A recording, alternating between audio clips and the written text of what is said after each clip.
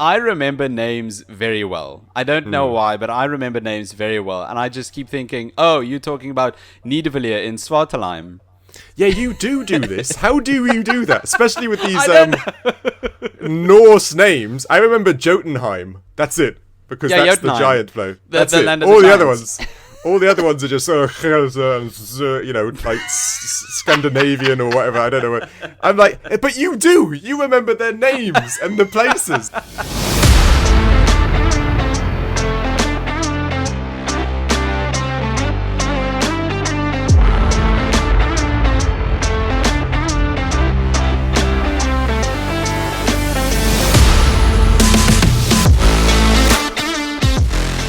Hello and welcome back to a very special episode of Critical Arcade.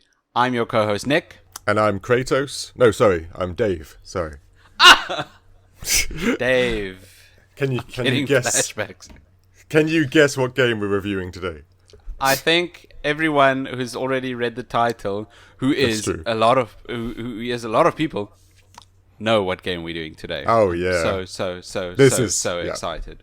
Yeah, exactly. This is one of those games I was very much looking forward to playing, very much looking forward to doing this podcast because, yeah, again, it's so good. It is. Like I it said, is good. Capital G. This is one of those games that we've been keeping an eye on for years. Oh yeah. How long's it been since the last one? Like 4 years, 5 years? What was? Let's just get this out of the way. For those who haven't read the title, the game we're reviewing today is none other than the brand new God of War Ragnarok. Yeah. It is a brand new release, and I think probably the first real big review we're doing on this podcast. Yeah, I agree. This is your AAA, all the lights and the proper premium title game. The first one. Oh yeah. And it's a doozy to do it. Oh. Yes, they're not holding back. No. The God of War Ragnarok is the sequel to the critically acclaimed 2018 release God of War, which was a revival of the series. Right. You can't be confused with the PlayStation 2 God of War years and years and years ago, right? No, I can't remember what year the original God of War released, but for the sake of this podcast, we are going to be referring to the prequel to this game, God of War 2018. Yeah, that makes sense. Yeah, that's perfect. But today, we are reviewing God of War Ragnarok 2022, brand new, big release. It's very exciting. Like I said, there aren't words. Like I said, I want to generally just dive right in, really. But like I said, it's the Santa Monica Studios, which is basically the studio that did all the God of War games to some degree. They certainly did the latest ones, 2018. They also did most of the older ones, the PlayStation 2 games. And they do... I think they outsourced the PSP ones. I'm not sure. Oh, it's true. There were a few outsourced ones. Yes, you're right. Especially like the ones on PSP. I think Ghost of Sparta and Chains of Olympus. Yeah, I think you're right. They did that. They did the main series of games, be it... Correct. The God original War 1, trilogy 2, and... Yeah, exactly, yeah. And Ascension. Yeah, exactly.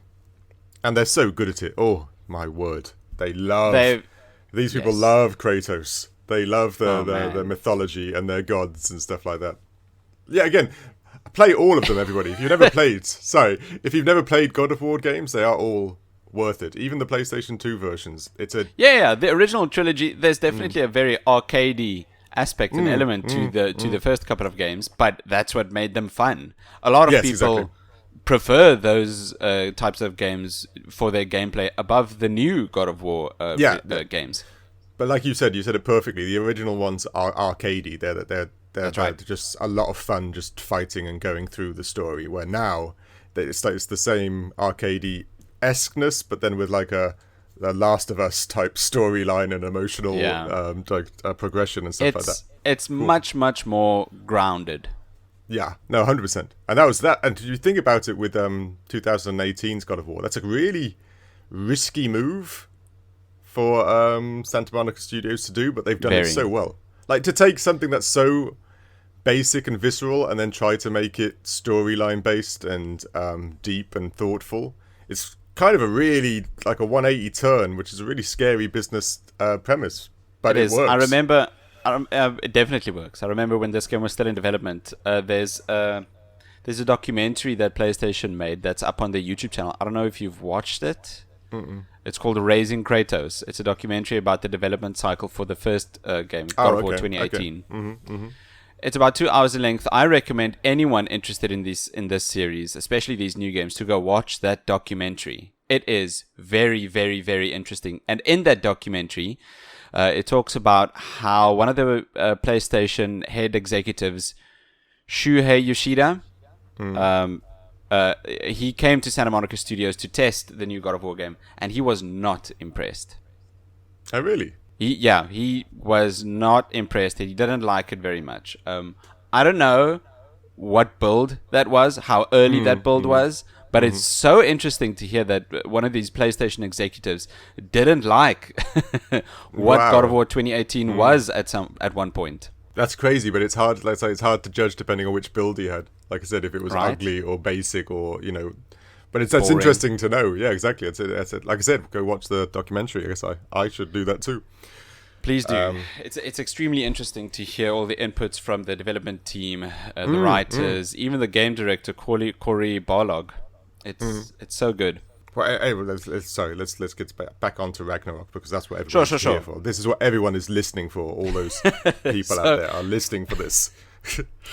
As I said, Corey Barlog, this was the director for the previous game, but this game had a new director, Eric Williams, and who was part of the previous game, but has taken the seat from Corey Barlog, as Corey is now the creative director for God of War Ragnarok.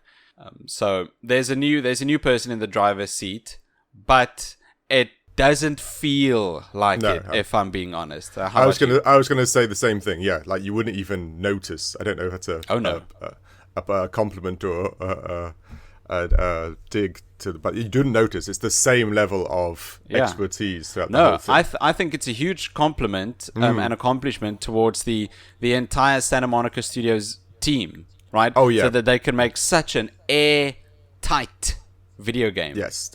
But that's one of the things, I was when playing this game, it's one of those things, I'm sure most gamers out there would all agree, that if it's going to take 4 years, let it take 4 years. Like, we as gamers, I believe, we'll wait.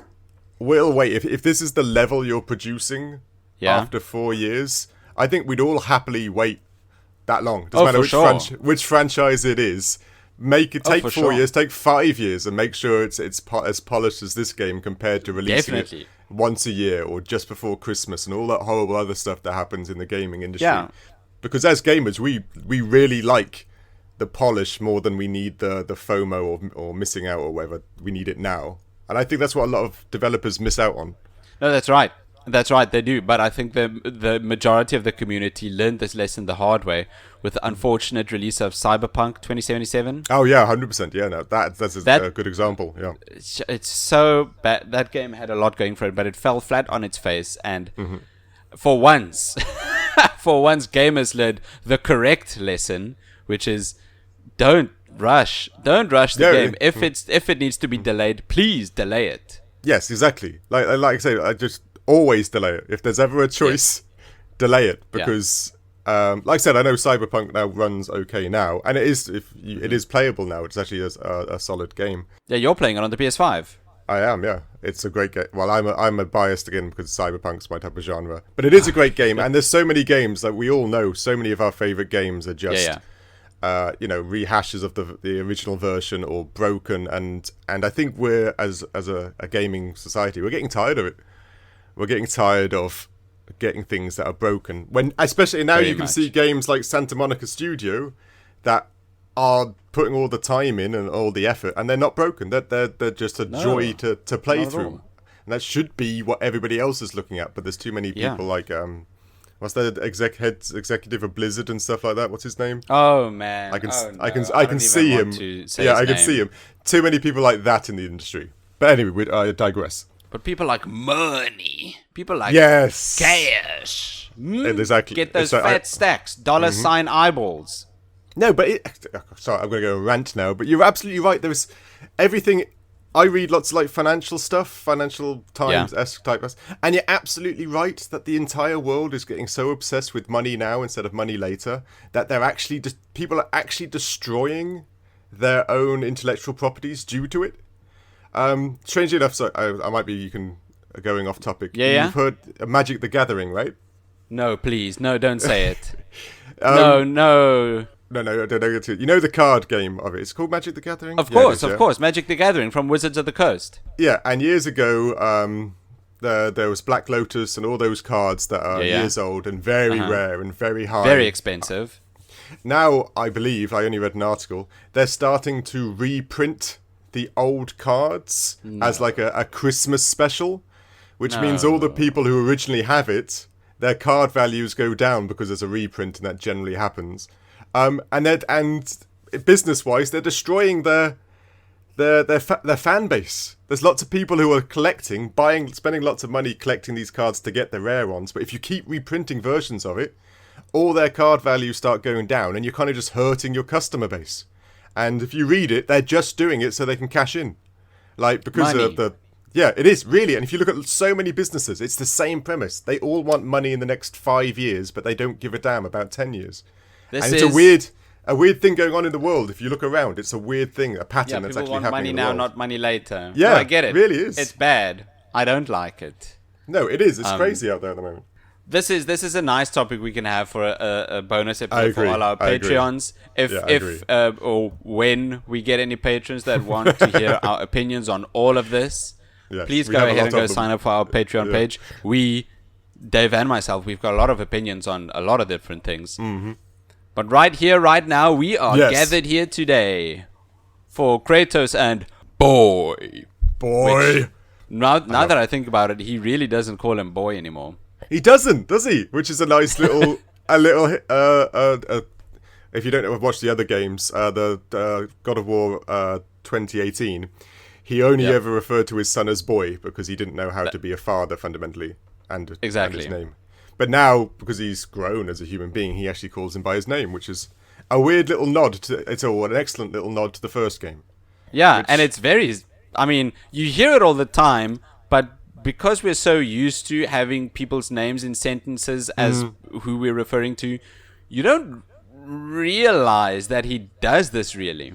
No, you're exactly right. It's one of those things that are hidden right under your nose, that he calls him Atreus and not Boy anymore. Yeah, no, that's very true. It's like in the first one. A lot. I never noticed the part in the first one where he referred to him as son at the end instead of Boy, which was the same thing. Did he? Yeah, like the whole game, boy, but right at the end, I guess when fighting Boulder or something when it was drastic, he actually shouts out son instead of Boy, which is again just it's been so long I can't even remember. Yeah, a progression of his growth as a dad. And let me just point out, Kratos is a great dad. Kratos is a great. Playing this game, I'll give you the first time. He is a great dad. He's got very good intentions. He wants to do good, and he wants to, protect his son, his remaining family. That's all he wants to do. He knows that getting involved with the gods and their drama only leads to more death. Yes, exactly. And like I said, I always spot these really cool things, or not cool, weird things. Let's call them weird things. Now, I know his wife died, and she was obviously a very good influence on him, because his grammar in both his speaking and his writing in his journal are excellent. Like, I'm one of those, I wouldn't say I'm a grammar Nazi, but the way he talks and writes in his book is so spot on. It's like, I don't know where this came from. He used to be a killing general in a war and a god of war, but he writes so perfectly. It's amazing. But that's the thing. Generals are actually supposed to be smart.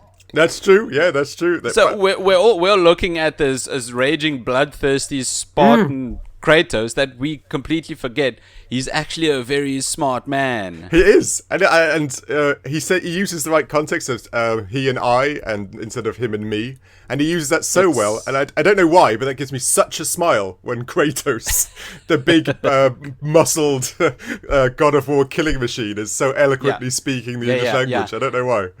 This is a bit meta, but I feel like with this game and video game characters growing up, the community is growing up with them. Does that make sense? No, I agree entirely. Yeah, I agree. Especially like Nathan Drake in the fourth game. Nathan Drake in the fourth game. He's a bit older, not Sully old, but old enough to almost not go adventuring anymore. Yes, I agree. Yes, I am with you. And it just made me realize that these characters also, depending on the studios, do in a weird way also age and develop and go through it. It's just excellent. Weird, and I like the way that things develop. Smart. Yeah, it's one of those things like it's fun because the year gap in the games, we've grown up with the games and they're growing up with you, right? Which is again is an extra level of immersion to some degree, which is excellent. Which is why the internet moans quite a lot that there isn't a hard mode on Pokemon, because we've been playing it. Playing it for 25 years. Why can't there be an adult version of it? But anyway, I digress. Some sort of hard mode instead of all the cheesiness. My thoughts exactly. But anyway, God of War. God of War Ragnarok. So I want to look at this thing as a whole, but we need to divide it up. We need to look at the segments. First up, we've got probably everyone's most anticipated segment of this entire game, the narrative. Oh yeah. And I agree, which is again, strange when you're doing a God of War game, because you figure fighting and stuff like that, but the narrative is so top-notch. It's one of those games which we were talking about the other day. It's like watching a movie, but you're the main role. Oh, that's perfect. Yes, that's it. It's so good. It's so, like I said, it's so twisty. It just goes in all different directions. Yeah, exactly. And there's even I know it's weird to say, but it's even the fact that Atreus is still annoying, which he was annoying in the first one, and he's annoying. He's annoying in this one. Like I don't know. He was a kid in the first one. I don't know what was he? 12? Yeah, something like that. Yeah. No, 11? No, 12. Just say 12. But I love 12. That he's still annoying, but Kratos, again, his character development doesn't get as annoyed at him anymore. Because Atreus, I don't know. If you notice, Atreus gets really annoying. He does. He bugs me because he keeps, every time a puzzle comes along, he keeps like pointing out hints to you, and I'm like, I'm getting there. Shut up! I'm shouting at Atreus more than Kratos is. I've got the exact same complaint. We can keep that for gameplay though. Yes. So yeah. But then, like I say, the narrative, the twists, the deep dive into the Norse mythology, which is an interesting thing about Norse mythology, because there's no, in real life, definitive versions of events. You have a lot of license to play around with it, because so they can make Loki look like this and make Thor look like this, and there's nobody who really can play. And they've really done it well. Which is in contrast to Greek mythology, which is... Yeah, exactly. Apparently, there's a lot about Greek mythology, and it's very laid out. And there's lots of overlapping stories, which makes it more accurate to, like, if somebody else describes him as blonde, another person describes him as blonde, you can pretty much define that he was blonde. But in Norse, there's a lot more open... A lot more brevity. Yeah, which is excellent, because that means you really get to play around with what people might look like, and the story they're doing now, And that's exactly what they do. And yeah, it's excellent. And they take that what you expect to happen, and then they just twist it, or make it different, or make it more emotive. And like I said, it's an excellent roller coaster of a time. What do you think? No, I think exactly the same. I really do. I remember my only gripe with the narrative is if I compare it to the first game, which I know I shouldn't do. I shouldn't be comparing it to the first game, God of War 2018. But it's so similar. So similar. This does feel like the second half of one game, a duology. Right? Yeah. Right? I can't help but compare the narratives. The first game's narrative felt like this father and son was on one quest to go spread the ashes of Atreus' mother, Faye, Kratos' second wife. That was their quest from the beginning, and that was the point of the entire game. They went through ups and downs, twists and turns, but that was the overarching story of the game, that they went on this quest and they did that.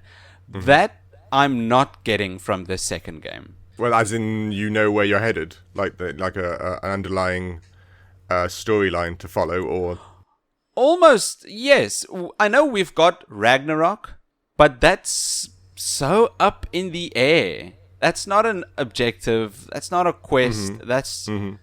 Yeah, I understand what know. you mean. I understand Right? what you mean. Like, especially when you're playing the game, you're fundamentally just following Atreus's like demands to some degree, which doesn't leave much backbone to the story. Is that what you're?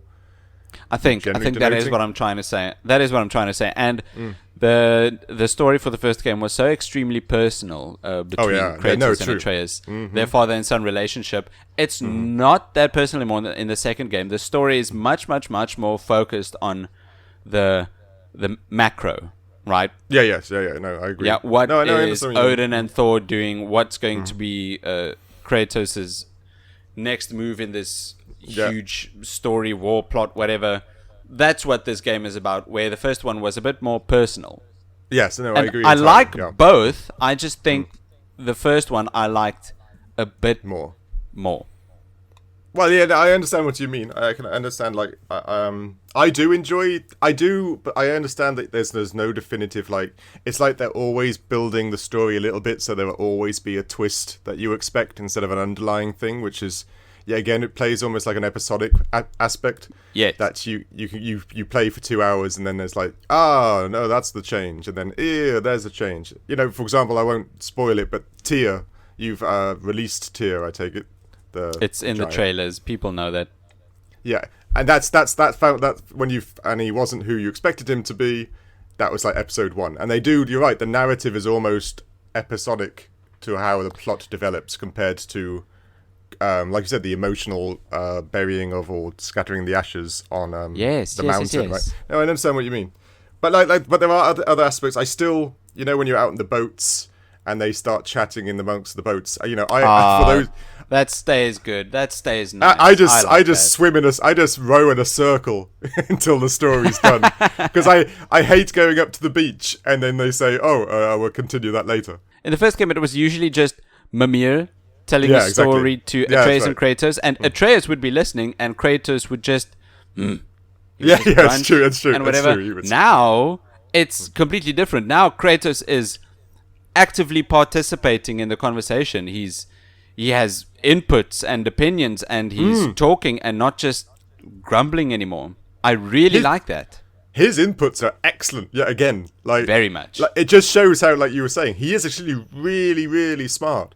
They were talking about whose side they should have been on in the Elven War, and yes. Oh, I remember this. Yes, please. And that tell one, us. There was that one bit. I actually can't remember that. I remember that they was walking around, and then Tyr was speaking to Atreus and saying, or somebody was saying that you keep thinking about why, or if you're on the right side, but you weren't thinking about what you should. You are missing the point. And then Atreus is always like, should I have fought for the dark side or light side, which is kind of very Star Warsy. And then what did Kratos say? And then Kratos chipped in and he said, the real question is there a right side? Yes, exactly. He's got those like almost like Homer or like philosophical like little bits he puts out there, and I go, "Whoa, Kratos! Damn, I got to sit down now. That was deep." After you just ripped the head off an elf 2 minutes ago. Right. He is. And he is. That's what I love about him.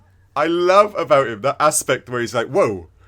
How he's swinging his axe and swinging his things, cutting things in half, but he's thinking like deep, like, oh yeah, you're right again, Kratos.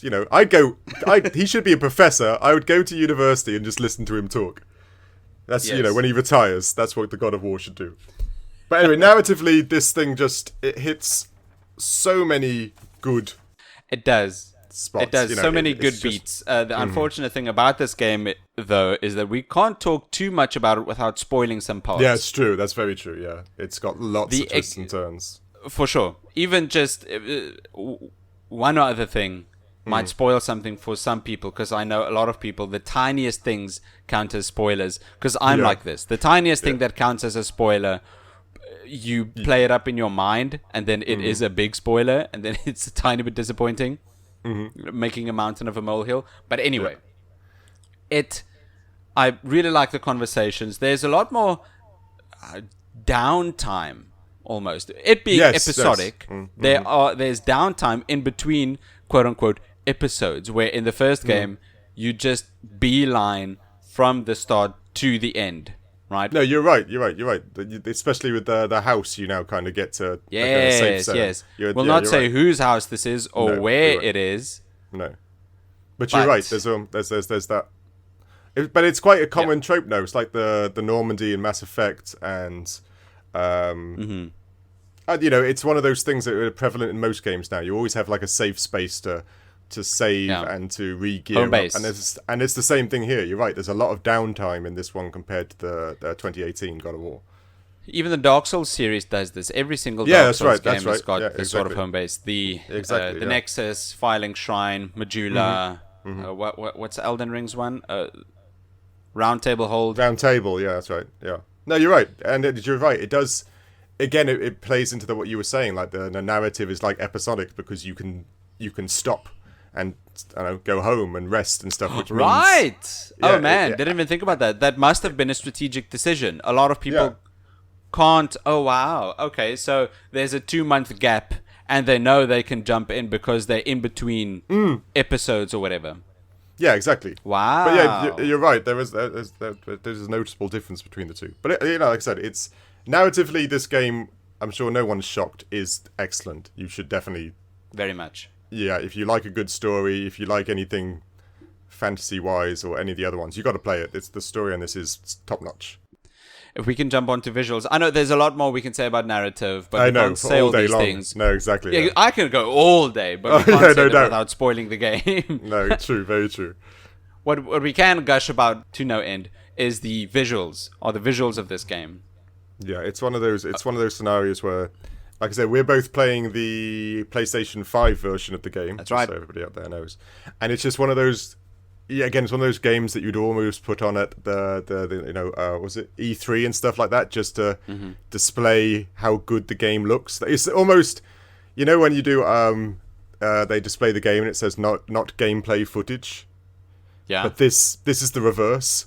Like everything about the visuals in this looks like it's one of those teaser trailers that you put out there to make people salivate about how good this game looks. And every aspect of this game is absolutely like insane. Like it's go on. Every second of this game, I'm getting reminded by that statement made about that Stanley Kubrick made. Oh yeah, I think I remember that. Every frame is a painting. Yes, correct. Yeah, no, I'm with you. Yeah. I am getting that exact same feeling about this game. There is no spot in this game where I have stood that I haven't stood still and looked around at the visuals, at the back of Kratos' bald head, the environments around me. The armor I was impressed with. I had a deep dive armor, into the armor the other day. Like if it's these weird little things you look at. If you look at the armor, there's even leather straps on like the inside where you would use it to strap it to another piece of armor, which is how armor was made back then. It's so... Again, it's one of those scenarios where it's just so loved. And one of those other things I don't know if you noticed, because this game is so graphically great, as you know, I kind of try to nitpick where I can. But even in the scenes when you start the like insta-kill animation, when you stun the enemy's eyes and face panic as soon as if you look at their faces, their eyes, their mouth, the whole expression of their bodies actually changes because they've known they've lost the advantage. And the things they do, even the hands and stuff like that, which is so much depth, which I can only imagine that takes hours, even just to do a face and a hand and all this. Of course. It's all in there. It's absolutely all in there. It's crazy. There's so much going on. It's impossible to take in every little detail. No, I agree. There's so much.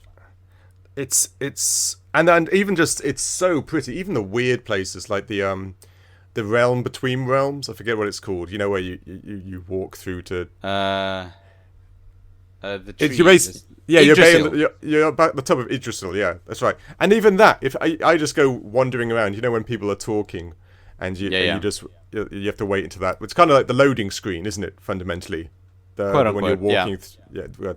But and you just look around, and even the dwarven village, and there was chickens and everything about it. It's just so much like weird thing they've actually added, but it adds so much more immersion, and it's just so pretty. I was talking to my. Sorry, am I talking to us? Sorry, go on. No, not at all. This is just a weird thing. I remember names very well. I don't know why, but I remember names very well. And I just keep thinking, oh, you're talking about Nidavellir in Svartalheim. Yeah, you do this. How do you do that? Especially with these Norse names. I remember Jotunheim. That's it. Because that's Jotunheim. The giant flow. That's it. Land of All the the other giants. ones. All the other ones are just like Scandinavian or whatever. I don't know. I'm like, but you do. You remember their names and the places. I know it's a good skill to have. But I'm like, Yeah, for sure. I just go fiery place, cold place, cold, windy place, Chicago. Yeah, exactly. That's all I do. Where am I going? I got to go to the cold place, don't I? Yeah, But yeah, you do. You remember all of them, which is crazy. But then you love to get that level of immersion, don't you? Oh yeah. When you're playing something. Oh please, something you give me love. more. Yeah, you love getting to that. But that's cool. Like I said, I envy it to some degree. But as I was saying, I was speaking to my wife when I was playing this. I would love, even if you took Kratos and everybody out, just like a VR walkthrough of the world. If you took all the dangers, can you imagine just putting a headset on and just strolling through Midgar and all the other names I can't spell or say because Midgar is a nice easy one. Asgard as well, that was also an easy one. But just looking around would be so much fun. Like, just the VR experience would be so insane. I would, if I had a VR headset, totally buy a virtual tour of the Nine Realms. If Santa Monica Studios were to make something like this, I mean, they've got the assets. They've built all these places. Course. They could just make a virtual tour and have Mimir be your tour guide. Oh yeah, that'd be excellent. Yeah, that would be excellent. They just got Mimir's and he just talked about it. That would be brilliant. Yeah, I'd buy that tomorrow. I don't you can ride around on a pig or whatever, and Mimir'd be hanging from a stick. Yeah, I think that's brilliant. But yeah, I just like I said, you can't. Visually, this game is flawless, and then to get another point when I was pointing out, it's the 4 years. It's because they, as a developing team, and stuff like, they got given time. And there's nothing like, especially artists, and they're all fundamentally artists, be it sound, visual, audio.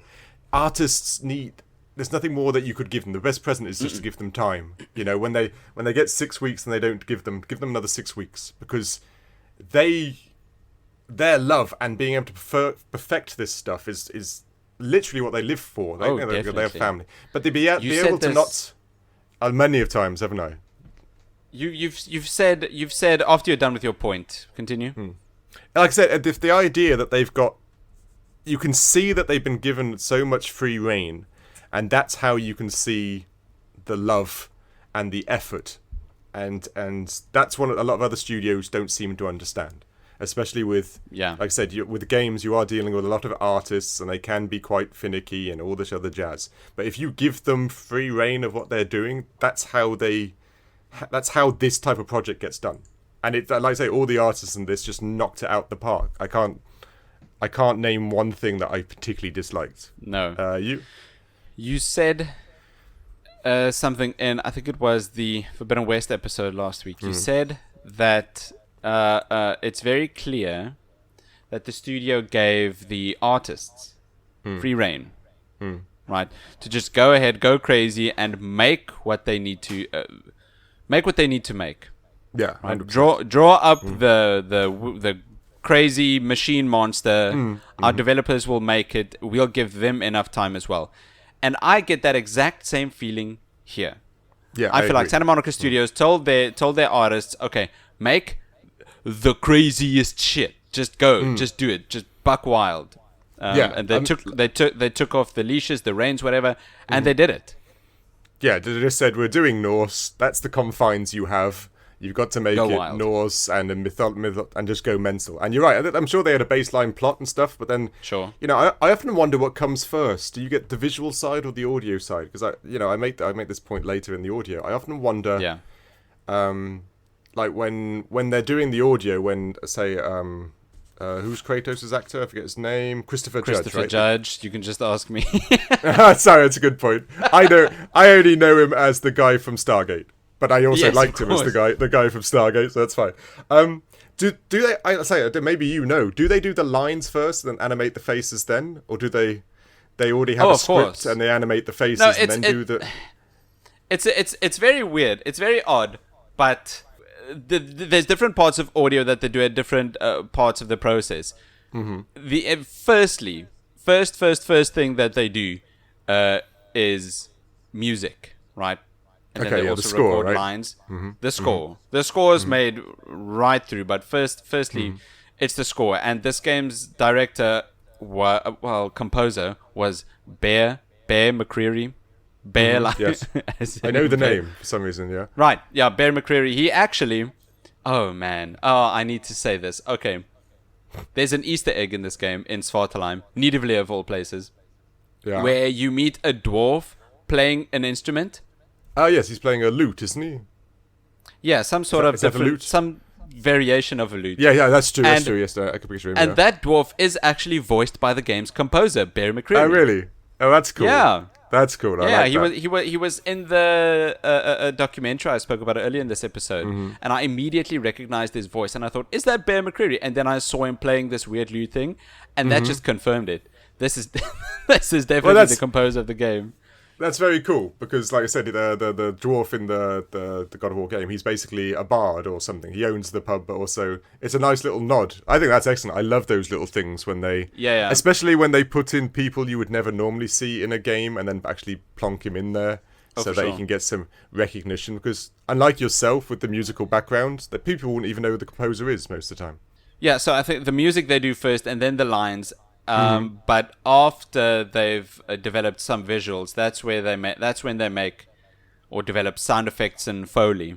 Yeah, is that the last part, which makes sense. I can understand that because or some of the final parts. I'm not entirely sure. It'll be very interesting to find out what the process actually is. Like I said, that's very interesting. I was doing that and I only point this out because even the facial movements, because I was looking. Like when they're doing the talking, I like to look, you zoom in and you got all the fun, especially on the PlayStation 5, you got that aspect where you can take photos and screenshots and stuff. And even, you know his name, the head, is it Mir, what is begins to the talking head? What? Yeah, again. The talking head. Mimir. Thank you, Mimir. I'm not good with names. You're you're my encyclopedia of names. Even if you look at Mimir when he talks, his eyebrows raise up and down and stuff like that, which is... You know, I'm sure they use the facial tracking software, which I get, which does a lot of the facial movements for you. But you've also got, it's the lighting and the shadow they add to the face, which I do believe they have to touch up themselves. And it's all there. I literally spent minutes just watching Kratos' beard blow in the wind. Because it's such a nice bushy beard, and it just flows whilst he's talking. And I don't know, it just made me laugh. It's brilliant. But like I was saying, it's very hard to talk about visuals without talking about audio because they're such bedfellows. Is there anything else you want to do about visual? I don't know. It is there's a load of it all intertwines. You're right, visuals with the audio, but God of War's got this insane knack that's prevalent in all of the Souls series of visual storytelling. And I say this because in all of the environments that you travel with Atreus and Kratos, through the visuals, you can find stories being told. And I am in love. I am totally in love with this element when games do this. The one that I'm thinking of, the one that I'm thinking of is a bit further into the game when you go to Jotunheim.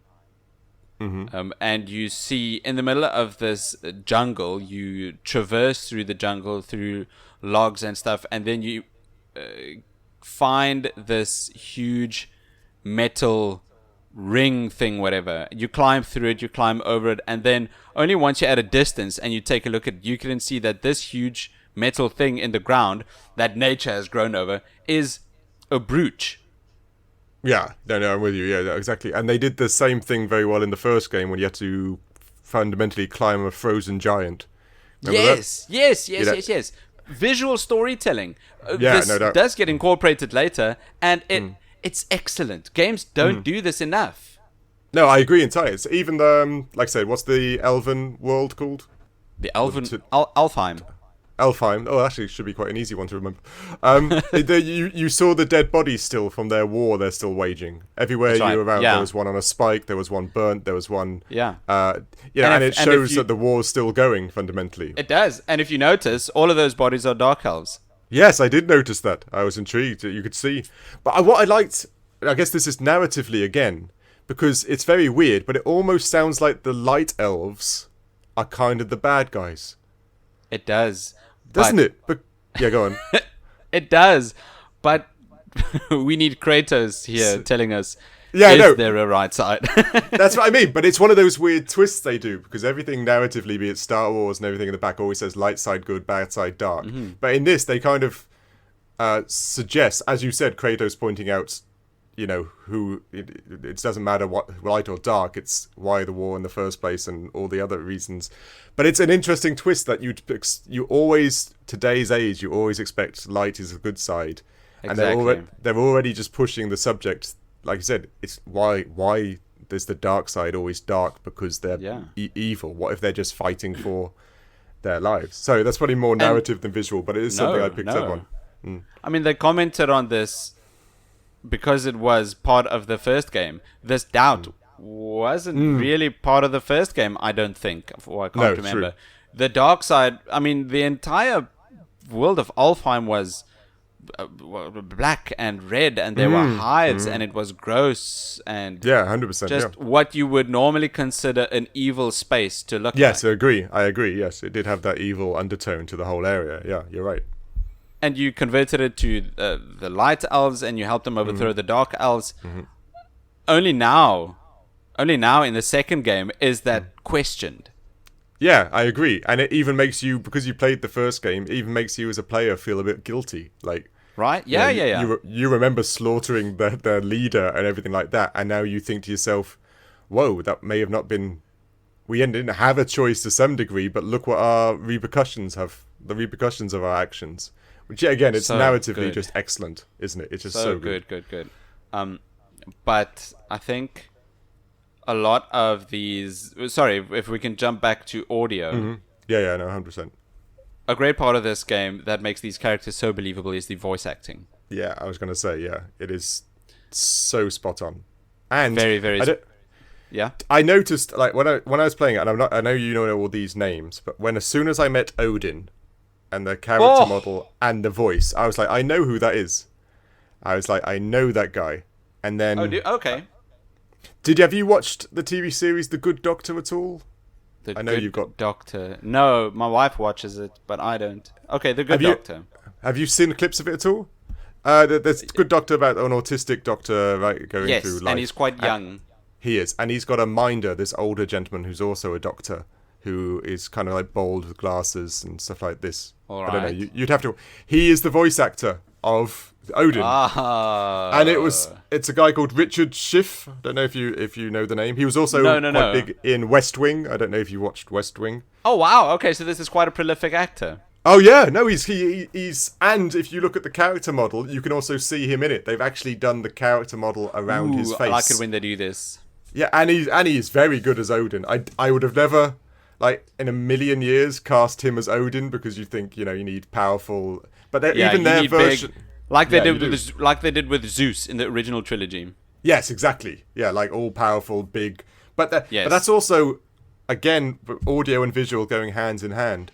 It adds that extra degree of, look at Odin. He's kind of weedy and kind of manipulative, but he's supposed to be the big, all-powerful... which makes you just... question you want to know, you want lots of questions you want answering, because if you compare Thor and all his sons, they're big muscular brutes, and he's this weedy, obviously manipulative, super smart, powerful dude. His strengths must be underneath the skin or whatever, exactly. In his mind, and that makes him even more dangerous. Yeah, exactly. It adds all those questions like, whoa, how does he control everyone?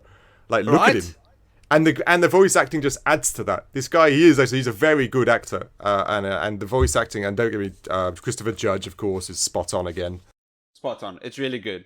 I'm so glad you brought up Odin, because a couple of lines into his dialogue, he instantly became my favorite voice actor of this game. He's top. Oh, yeah. He's top. Oh, number yeah. one. He's my favorite so far because the lines are delivered so good, and he's not big, burly, strong Odin No, exactly. man. No, exactly. Yes, yes. No. Which means it makes him far more complex, especially when Right. the beginning he's trying to talk peace, and then it doesn't go his way, and that quick like snap to being sinister and all powerful just happens. Oh, and yes. It's like, whoa. And Mimir saying if he says snow is white, he's lying. Yeah, exactly. So you already Such know how good lines. The writing for this game is excellent. Yeah, and like you said, Mimir. I don't know who that is. He's also brilliant. You know, especially for you're being told you're being a talking head. So that's your that's your method. You pretend you're a head, and I think it's excellent. Like I said, it's one of those. This is one of those games that you get very rarely that come out and it hits all the box, ticks all the boxes, and the audio in this just is, it's all there. But like I said, we keep talking about the voice acting, even things like Dead Space does it well, but the void of sound, which again is another aspect of. Oh, right. It's like the lack of sound when you're in. Say when you're on a mountain, or I don't know the areas, like, and the fact that there's only wind, or there's the echo, or there's the silence that there's no animals around. Go on. This was prevalent in Alfheim. In the previous game, you travel to Alfheim through the gate, right? Through the gate, the Mystic Gateway, through Jotunheim. In this new game, it's a very different way of traveling, where you go through the Mystic doorways, right? Made by the dwarves, I think. And you get into Alfheim from the bottom, right? Yeah, below the huge right. elven structures in a desert. Yeah. And in this desert, that's where you hear these howling winds, this approaching sandstorm. Even Atreus says he could hear a creature in pain, right? In pain. You're right. The void of sound, the null space, the white space. Yeah. It's just as important. Exactly. It denotes, especially like you were saying in there, it denotes how small you are in the whole grand scheme of things when there's so much life or lack of life around you and you're just talking and there's nothing else around. Which is, like, again, it's one of those people where you've got an expert that says, I'm sure they could have done great music and all sorts of sound effects, but somebody said no, because this story and this war and this bit, this place would actually be eerily quiet. And then they put that in, and you feel it. You feel the location due to that, or the aspect that there is no or not much audio to it, which is just mastery. It really is just a mastery of their field, so to speak. I really am a fan of what Bear McCreary does with the music in this game. They almost did what they did with the previous game, and what Bethesda did with Skyrim. They got a choir. Right? Yes, that's always good. Yeah, no doubt. And they got a choir in Norway that is able to pronounce the old Nordish pronunciations. Which is like I said, I love those little aspects where you could have got a choir that was American, sure, but they actually said no, let's do this properly and get proper Norwegians to do it so that the dialect comes through in the singing. Yes, which is. Yeah, it's that extra layer, it's that extra mile. It shows. Yeah, I know, 100%. Yeah, 100%. It's so. Like I said, it's such a labor of love because that would cost so much more money just to do that.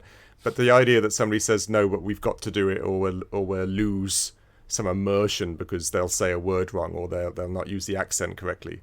And like I said, the soundtrack on this thing is again, it's beautiful, just like Horizon. The soundtrack is so spot on memorable. With each scenario. Yeah, exactly. Yeah. Each time you go in a different place. It goes back to what you said at the start, where there's a difference when a studio goes out making their annual cash grab and when a studio goes out of their way to make something that is going to be remembered and played over and over and over again. Yeah, 10 years from now, people are still going to be talking and playing these two God of War games. 20 years from now, they're still going to be doing that. No, I agree. And it's strangely enough, you talk about time frame. It's one of those situations where there was an interview with the gent who was running this one, and they said that the Norse... Eric Williams. the Norse part of God of War has to come to an end because there's a 5-year gap between them, and you can't keep flogging like one pony for 15 years because people will lose interest, because he says there's no way that he's going to start pumping out once a year. So he has to keep the story fresh, and he's only got like 10 years to do one, and there is suggestion that God of War isn't going away anywhere, just potentially going to a new Pantheon. Yeah, exactly. So then he has to work out with the same respect that could also be another 10-year development, and the people who are playing it now will be in their 30s and 40s. So there's an aspect to, like you were saying, because they've got so many years, and so they have to do it perfectly, and so that's why they got given the budget, I can imagine. Yeah. Did he by any chance say what the next arc he's not allowed was going to be? He's not allowed to. No. Oh, of course. Okay. I people are speculating after the Norse mythology arc, it's going to go on to Egyptian mythology. I guess that makes sense. Yeah, I can understand that. There's a lot there. And there's a lot to play I think people probably had the same reaction when they heard Kratos was going to Norse mythology, but I don't see that working as well as the Norse mythology. No, I know what you mean. And because of Assassin's Creed and stuff, it's been played out quite a lot. Yeah, I know this isn't audio. It's just a thought. No, I'm with you. No, it's an interesting one. I am excited because you got to take into account Kratos is getting older. So I know he's a god and stuff, but it fundamentally be interesting if the next genre of games is about Kratos at all, or it's about Atreus. I'm sure it will be about Kratos because we all love Kratos. But he is the God of War. But there is a finality to it. Then I'd be amazed if the next genre or the next god aren't the last ones, because you can't have pensioner Kratos doing something. Or you can't chuck him to hell again and he climbs out of it. He's done that. He's got the T-shirt. Oh. But anyway, exciting stuff. His third wife dies. Yeah, exactly. This guy. Can we not just have a good ending for Kratos, just like somewhere, one day? Yeah. Anyway, should we jump straight into gameplay, or you got more? Yes, let's do it. So I think this might be I don't want to say weakest link, because it is very, very, very far from a weak link, but this is, let's say, the least strongest link. How about that?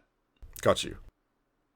I don't know how you feel, but I felt like the gameplay is the least strongest link in this game. It wasn't the previous game as well. The combat it's medium depth. It's not shallow, but it's not deep. See, this is one of the things where I guess you and I would actually disagree on. Okay. Only because I like games with story, so I'm glad they focus on story more than anything else. So that I guess I'm slightly biased. But I know that you're a great fan of all the Souls games, Dark Souls and Elden Ring, and the depth, the combat level of depth in the combat there is very high. It's even it's complicated, it's time based, it's strategy based as well, be it what you're taking on, which is far more in depth combat. But I actually kind of enjoy.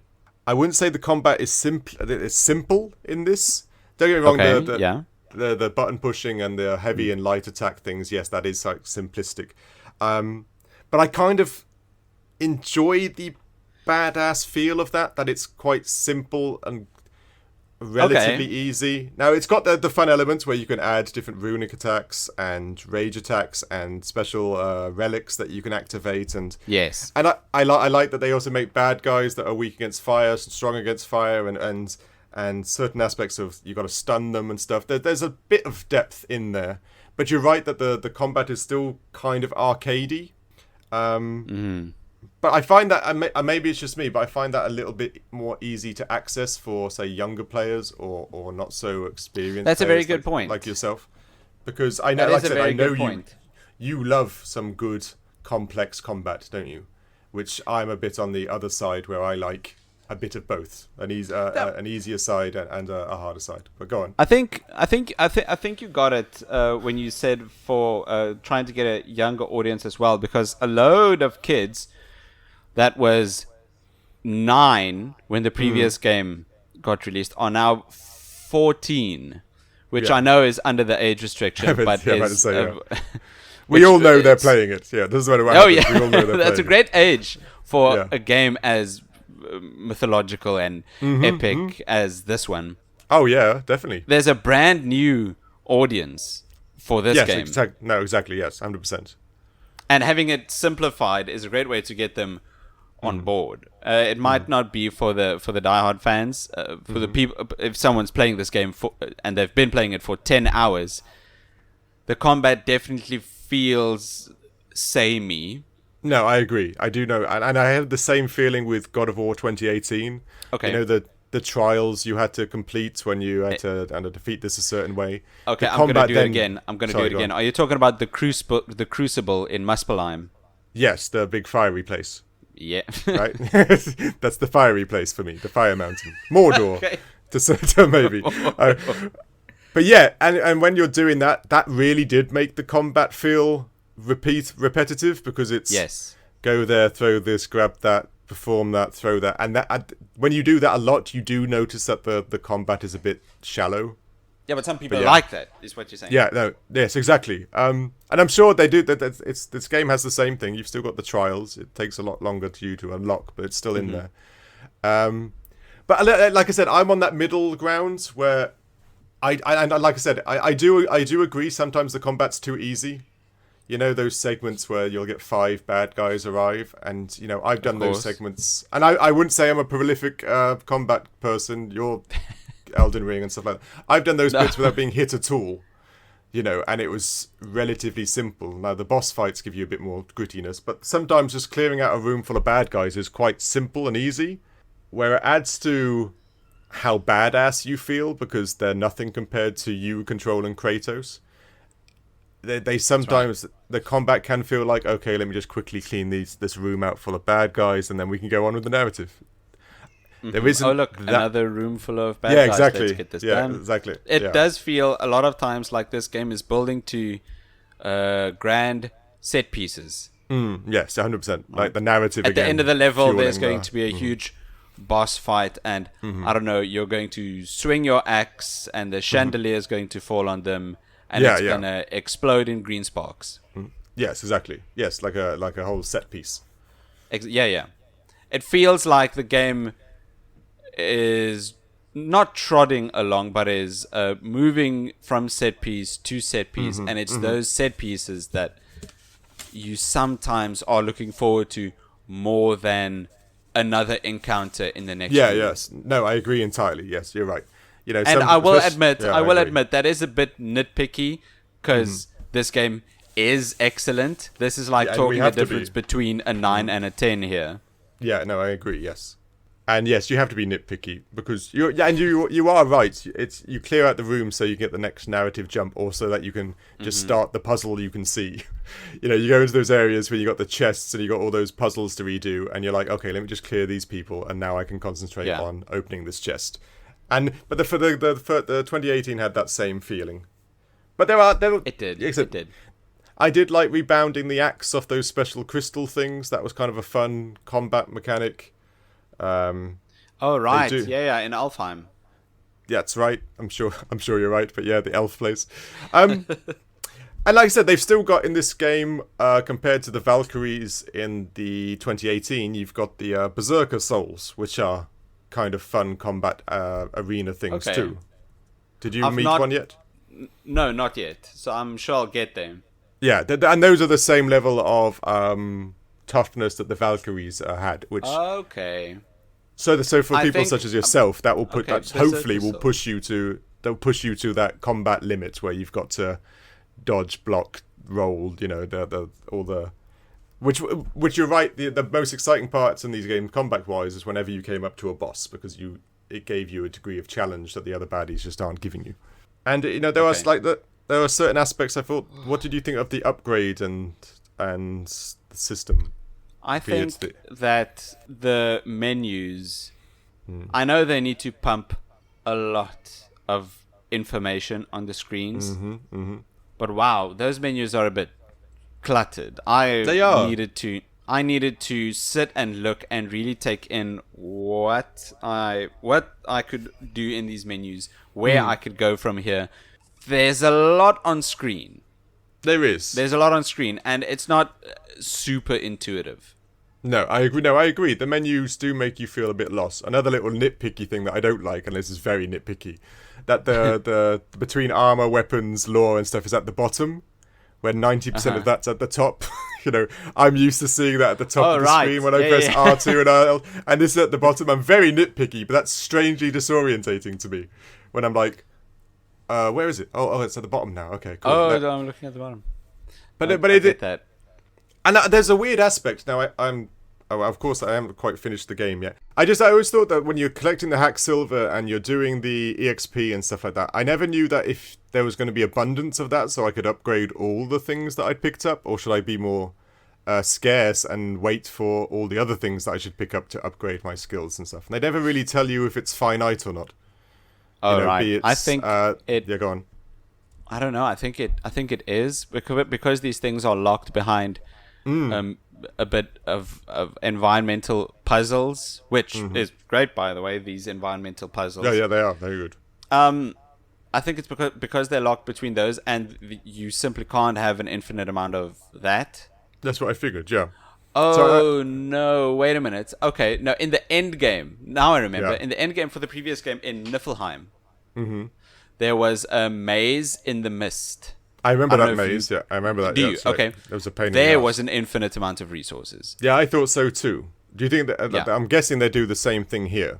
Yeah, and if Niflheim's in this game as well, then I think we should have the same case. So then I think it is infinite resources, yeah. Okay, because you'd hate to put all your skill or XP in one set, a runic attack or something, and then you get another badass one and you don't have enough. But they don't really tell you that, and that's just one thing that kind of... I'm sure you're right, and I'm sure they'll do the same thing. But sometimes I'm holding off on upgrading a runic attack because I'm guessing I might need it for a later one. But I think you're right. But they don't really tell you that. I know I'm nitpicking now, but it would be nice if they kind of, I don't know, somehow foreshadowed that there will be lots of hack silver and lots of iron and stuff later on. But the issue is that's end game after you've most likely completed the story. No, it's true. Yeah, it's true. It's true.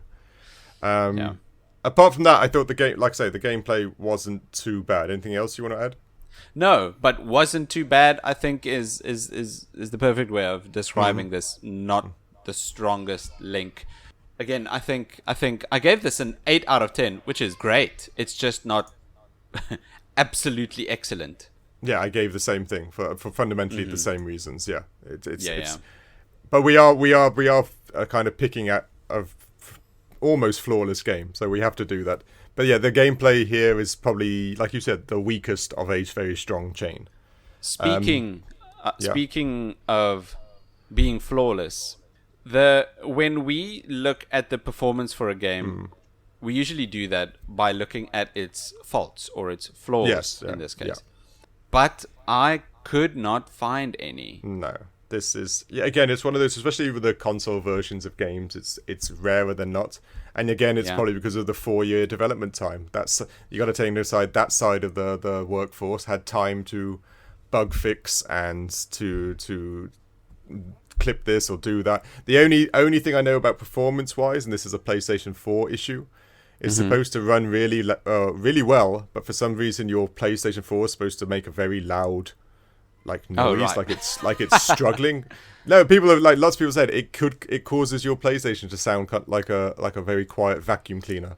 It's always going. Oh no, which would stress me out. If luckily we have a PlayStation 5, but it would stress me out if my PlayStation 4 was making that noise. I don't know if any PlayStation's breaking, but it sounds like it's a bit of a stress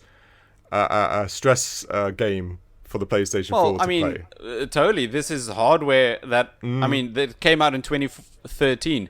You could play God of War Ragnarok on your PS4 that you bought in 2013. You can. Yeah, that's true. That's very so, true, I'm not surprised, but slightly concerned for these machines.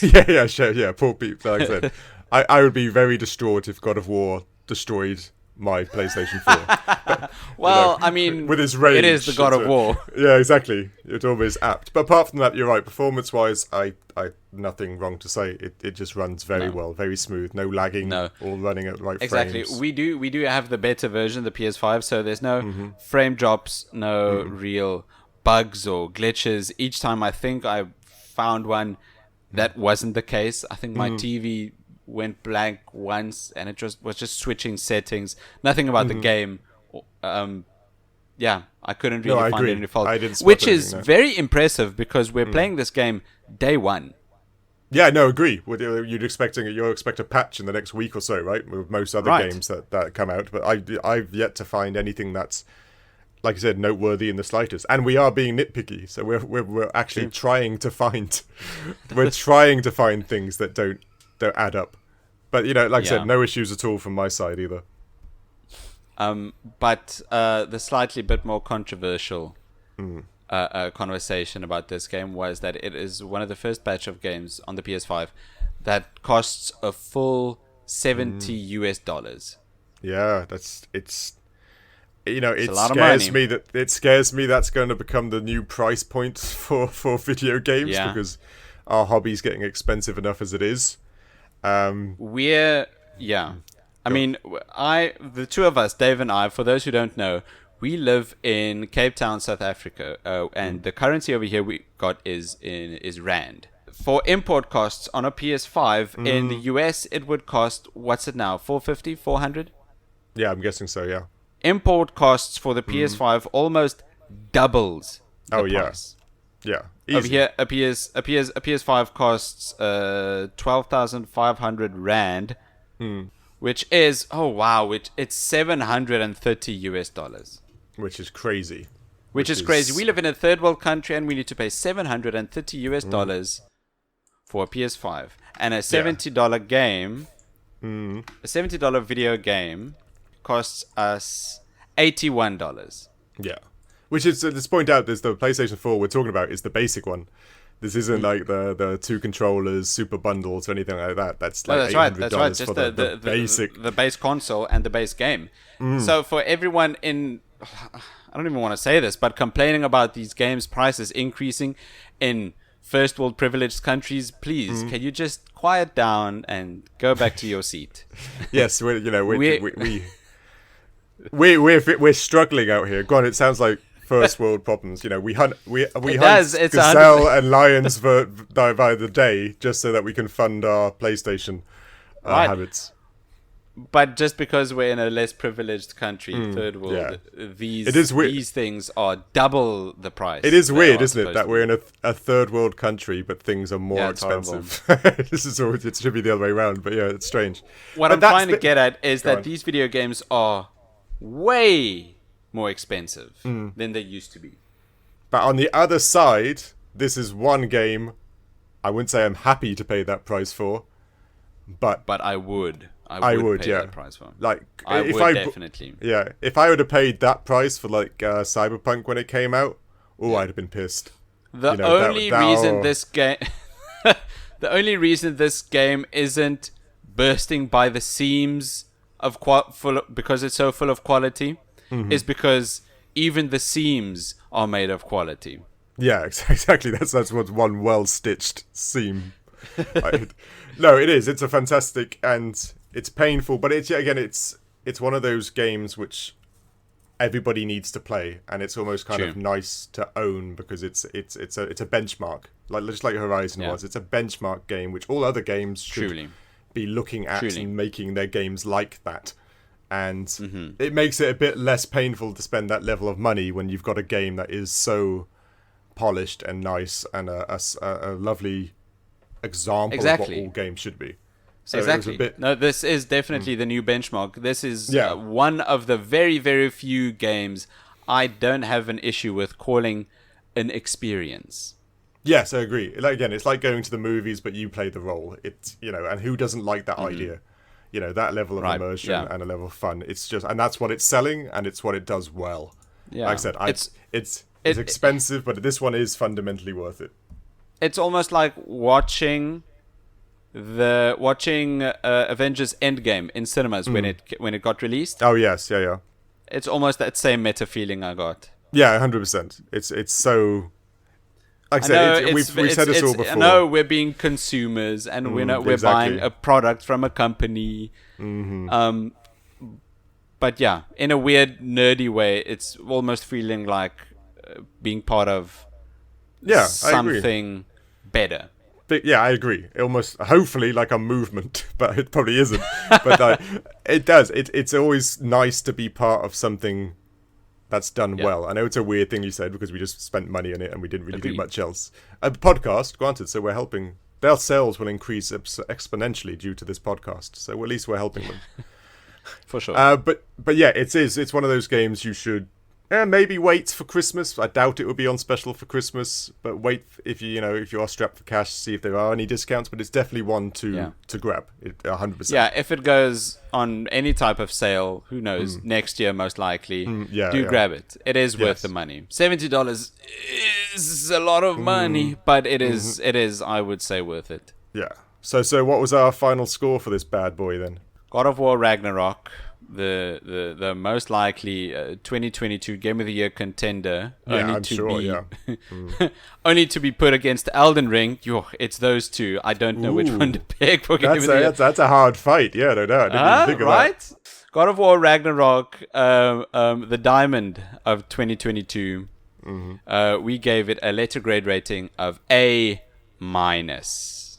Which we point out is the highest grade we've given a game so far. Yes, A-. This is our top performing game. That's right. On the Critical Arcade so far, our only A graded game.